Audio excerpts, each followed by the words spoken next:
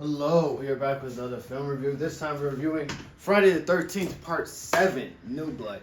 It's crazy to think that I've done 7 reviews in the Friday the 13th series, and we're closer and closer getting towards Friday the 13th, 2009. But there's several Friday the 13th spin-offs when you talk about Freddy vs. Jason, Jason X, and then also Jason, wherever the one, Jason Goes to Hell. Yeah, that, oh my gosh, that film's horrible.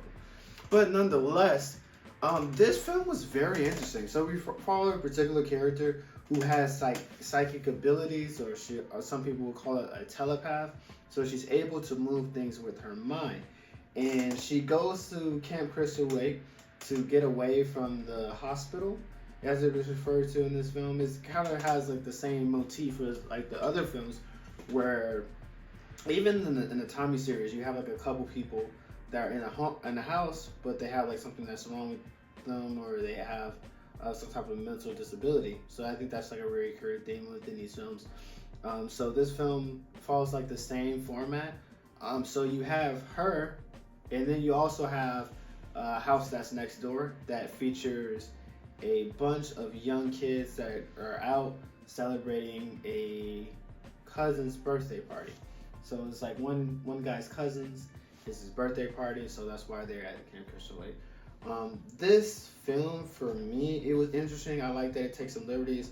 I like the fact that this person did have psychic abilities or telepathic abilities. And it was very interesting, and especially like the images of it. The only thing for me is that the Jason like personality, like, because usually in previous Friday the 13th, I could tell his motivation, or not motivation, but I can tell what type of Jason I'm getting depending on like how the kills are done. They're done very fast, they're very aggressive, but there is inconsistency within like the level of care that he gives when he does the kills.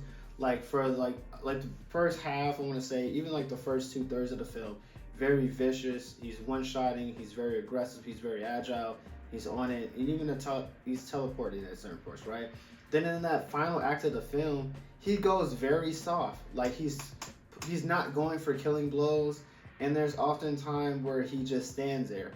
Like imagine you're like the final girl, and then I'm just like, nigga, move, do something. So like the awkwardness of him standing there, and the awkwardness of this telepathic girl, or using her abilities, is very weird. And I'm getting telepath wrong. Is it telekinesis? I think it's telekinesis. Like the power or the ability to move things and items with your mind. Please comment down below what that is, because I think I'm probably saying it wrong. But she has the ability to move things with her mind, but you can literally see her moving with her mind. Does that make sense to me? Is that making sense for you? Like, I don't know, was it a lack of sound design or direction? Because like every time, like let's say Jason is there, because he stands there like a fucking idiot. He stands there, and she's using her telekinesis or telepathic abilities to move items with her mind, and it takes, I want to say these scenes are like 30 seconds. So like he's sitting there, she's moving it, positioning it, like the payoff, and it's so awkward and jarring, and it makes me think like, why isn't he moving like he was at first? Because I wouldn't have questioned it if I didn't see him like really bull rush, really be on 10 with these people, and really going for the kill. But it seemed like with him, he's setting back because he's curious to see what her abilities can do, you know. So it does make me think like, okay, what are the matchups? But even with her abilities, she really can't take him down, because the only thing she's doing is like, if you can move objects with your mind, that's pretty cool. I'm not debunking that. You know, you don't want to get in close quarter combats with Jason, but it's like the way that he was taken down in this film, or like the ending, didn't make sense to me. You know, this is going to spoiler territory, but this film is probably shy of 30 years old, so give me some fucking grace. Is her father.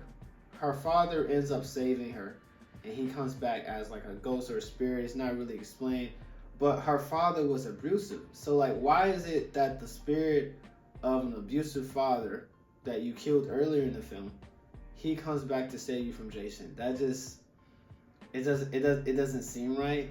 It doesn't seem right. That doesn't make sense. Like, it would make even more sense if you're going down that right. The spirit of the mom, right? And there's no hints of it throughout the film at all of her connections with dead people. Like, this is just come out of left field. So yeah, it definitely falls apart for me in the last act. But the build, I did feel some attachment to the characters because I do like a consistent guys. I do like hearing their backstories and motivation. Everybody feels like an individual within this world that's already pretty much lived in. But I will still say 2 and 4 takes the cake. But now, given these 7 films, this is how I'm currently ranking them. I'm gonna say 2, 4, 6.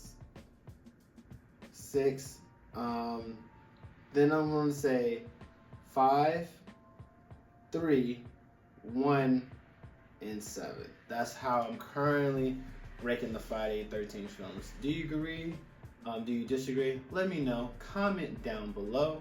And as always, jaritos are on me. Ciao.